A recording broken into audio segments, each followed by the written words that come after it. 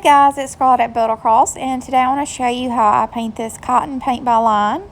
I'm going to go in first and base coat my cotton in the color Cotton by Dixie Belle, and Cotton is their whitest and brightest white. All the paint that I'll be using in this video is Dixie Belle chalk paint, which can be purchased on our website bolecross.com, along with the cutout and brushes that I'm using in this video.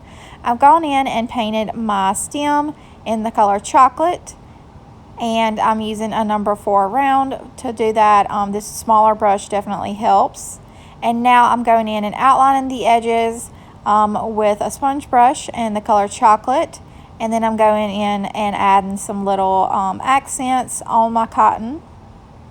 And then I'm going to go in next with the color Putty, and I'm going to go over my accents that I painted onto the cotton, and I'll also outline my kind of stem part of my cotton.